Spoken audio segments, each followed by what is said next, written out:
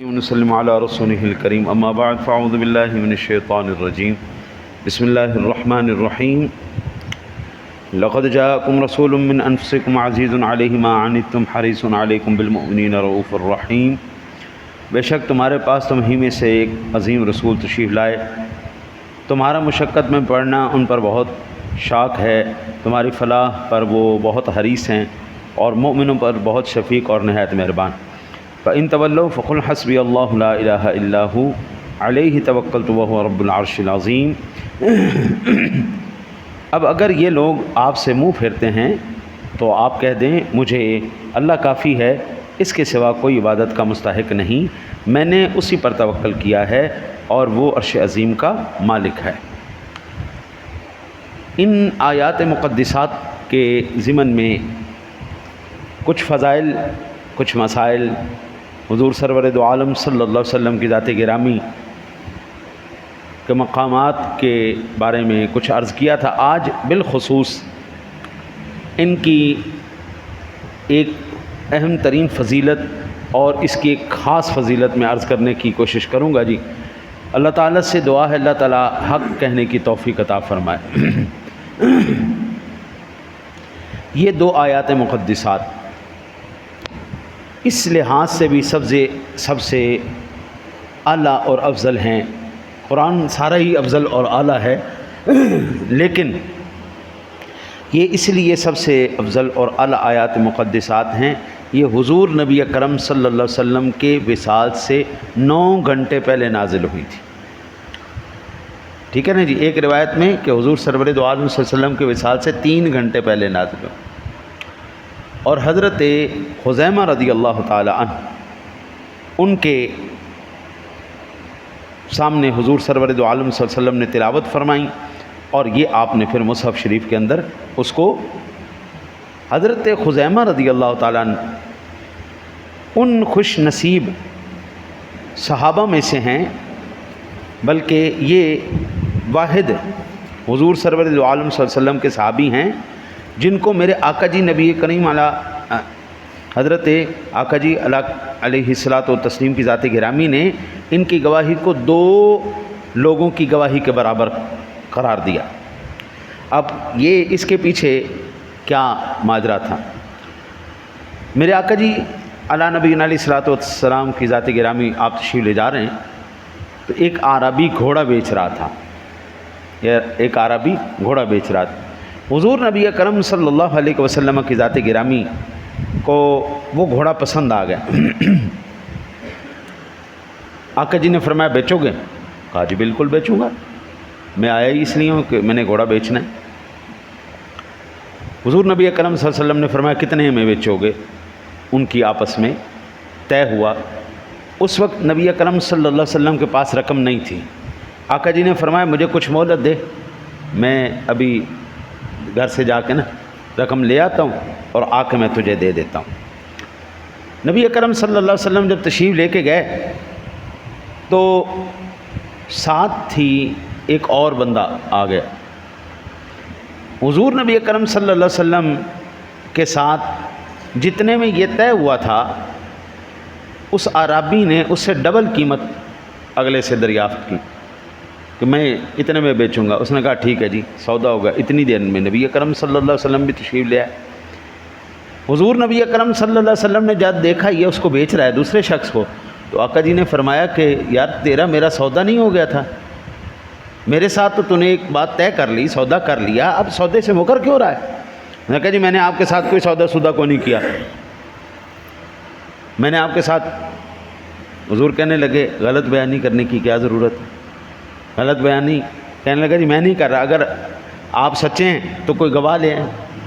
حضرت خزیمہ رضی اللہ تعالیٰ عنہ کی ذات گرامی آپ قریب سے گزر رہے تھے، جب ان کو یہ معلوم ہوا کہ یہ بندہ گواہی مانگ رہا ہے، حالانکہ وہ آپ بیچ میں نہیں تھے، میرے آقا جی علی نبی خزیمہ بن ثابت رضی اللہ، جیسے ہی انہوں نے دیکھا کہ حضور نبی اکرم صلی اللہ علیہ وسلم سے گواہی مانگ رہا ہے، تو اس نے کہا، حضرت خزیمہ کہنے لگے میں گواہی دیتا ہوں کہ میرے آقا جی علی نبی علیہ الصلاۃ والسلام کے ساتھ تیرا سودا طے ہوا ہے۔ آقا جی علیہ الصلاۃ والسلام نے فرمایا یار خزیمہ تو اس وقت موجود بھی نہیں تھا جس وقت یہ میرا سودا طے رہا تھا. کہنے لگے یا رسول اللہ صلی اللہ علیہ وسلم، میں نے گواہی پتہ کیوں دی؟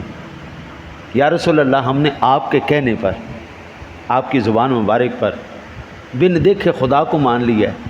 یا رسول اللہ، یہ تو ایک سودے کی بات ہے. اگر خزیمہ نے بن دیکھے آپ کی زبان مبارک پر یقین کرتے ہوئے خدا کو مان لیا ہے تو یا رسول اللہ یہ تو مسئلہ ہی کوئی نہیں. میں اس بات کی گواہی دیتا ہوں کہ میرے سامنے یہ سودا ہو. میرے آقا جی اعلیٰ نبی علیہ الصلوۃ والسلام نے فرمایا، خزیمہ ساری دنیا کی گواہی ایک ہوگی. آج اللہ کے رسول کی طرف سے تجھے اعزاز مل رہا ہے، اب دنیا میں جب بھی تیری گواہی جو لی جائے گی تو 2 لوگوں کے برابر تیری گواہی ہو. یہ حضرت خزیمہ رضی اللہ تعالیٰ عنہ کی ذات گرامی تھی. اچھا جی، یہ روایت کرنے والے ہیں. پھر میرے آقا جی اعلیٰ نبی علیہ الصلوۃ والسلام کی ذات گرامی کہ یہ آخری لمحات میں سورہ توبہ کی یہ 2 آخری آیات مقدسات اتری. اب جو خاص چیز میں آپ کو عرض کرنے لگا، یہ 2 وہ آیات مقدسات ہیں جو بندہ رات کو سوتے وقت ان کو پڑھ لے، رات کو سوتے وقت یہ آیات مقدسات پڑھ لے اور اس کے بعد حضور سرور دو عالم صلی اللہ علیہ وسلم پر درود شریف پڑھ لے، کوئی بھی جو آپ کو پسند ہے. اور اس کے بعد 3 مرتبہ یہ پڑھے صلی اللہ علیہ یا محمد، صلی اللہ علیہ یا محمد صلی اللہ علیہ وسلم. یہ 3 مرتبہ پڑھ لے، ایسے پھونک مار کے سیدھے ہاتھ پہ سو جائے، انشاءاللہ تعالی العزیز اس کو حضور نبی اکرم صلی اللہ علیہ وسلم کا دیدار نصیب ہوگا.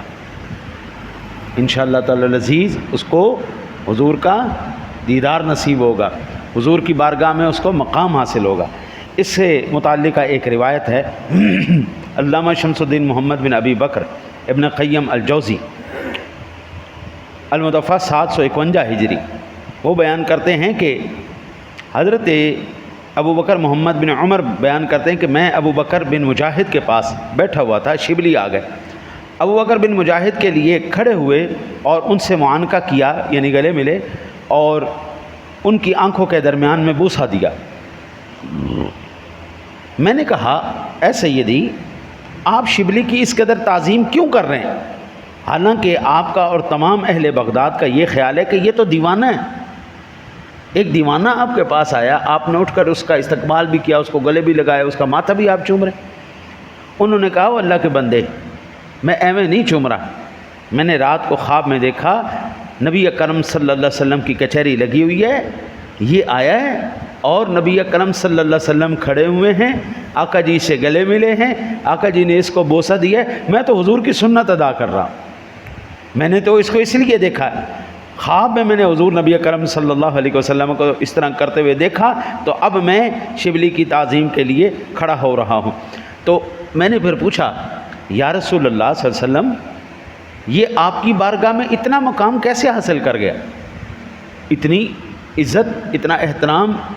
تو میرے آقا جی نے فرمایا، یہ سورہ توبہ کی آخری آیات مقدسات، لقد جاءکم رسول من انفسکم، یہاں سے لے کے آخر تک یہ آیتیں پڑھتا ہے اور اس کے بعد یہ درود شریف پڑھتا ہے اور پھر خاص طور پہ صلی اللہ علیہ یا محمد پڑھتا ہے، جس کی وجہ سے مجھے یہ اتنا پسند ہے. تو وہ کہتے ہیں کہ پھر میں نے بھی نماز کے بعد اپنی زندگی میں جو ہے یہ معمول بنا لیا کہ ہر نماز کے بعد یہ میں درود اور آیات مقدسات پڑھتا رہتا ہوں. علامہ شیخ محمد زکریا، یہ دیوبند کے بہت بڑے عالم دین، انہوں نے فضائل درود شریف کے اندر اس بات کو لکھا کہ علامہ سخاوی کے حوالے سے کہ رسول اللہ صلی اللہ علیہ وسلم نے فرمایا، شبلی 80 سال سے یہ معمول کر رہا ہے. اب یہاں پر 2 چیزیں سامنے آ گئی. ایک، اس کا پڑھنے کا طریقہ یہ ہے، رات کو سوتے وقت آپ پڑھ لیجئے، درود پاک پڑھیے، 3 مرتبہ صلی اللہ علیہ یا محمد صلی اللہ علیہ وسلم یہ پڑھ لیجئے، سیدھے ہاتھ پہ پھونک مار کے سیدھی کروٹ لے کے سو جائیے، اللہ تعالیٰ اپنے حبیب کا آپ کو دیدار نصیب فرمائے. دوسرا، ہر نماز کے بعد آپ یہ جو ہے آیات مقدسات کا تلاوت کیجئے، درود شریف پڑھیے اور 3 مرتبہ صلی اللہ علیہ یا محمد صلی اللہ علیہ وسلم پڑھ لیجئے. اللہ تعالیٰ آپ کو انشاءاللہ حضور کا دیدار نصیب کرے گا. دوسرا جو آخری حصے کے بارے میں حضرت ابو درداء رضی اللہ تعالیٰ عنہ بیان کرتے ہیں کہ میرے آقا جی علیہ الصلوۃ والسلام نے فرمایا جس شخص نے صبح اور شام کو 7 مرتبہ یہ پڑھا حسبی اللہ لا الہ الا ہو علیہ توکلت وہو رب العرش العظیم، اس کے دنیا کے تمام آخرت کے تمام اہم کاموں میں اللہ کافی ہوگا۔ یعنی آپ یہ چاہتے ہیں نا کہ میں جس کام میں بھی ہاتھ ڈالوں اللہ تعالیٰ اس کام کو اپنے فضل سے پورا فرما دے۔ تو یہ ابو داؤد شریف کی حدیث پاک ہے، ابو داؤد شریف کے اندر بھی موجود ہے، دیگر احادیث کی کتب میں بھی یہ بات موجود ہے کہ جو بندہ حسبی اللہ لا الہ الا ہو علیہ توکلت وہو رب العرش العظیم 7 مرتبہ پڑھ لیا کرے، صبح اب فجر کا ٹائم ہو گیا اب پڑھ لیجئے، شام میں مغرب کے ٹائم پڑھ لیجئے، اللہ تعالی ہر کام کے اندر آپ کے لیے کافی ہو جائے گا۔ دعا کرتے ہیں اللہ تعالیٰ اپنے حبیب کریم علیہ الصلوۃ والتسلیم کی ان عظمت اور شان والی آیات کے صدقے ہماری تمام مشکلوں کو آسان فرمائے، ہم پر عافیت اور کرم کے دروازے کھول دے۔ اللہم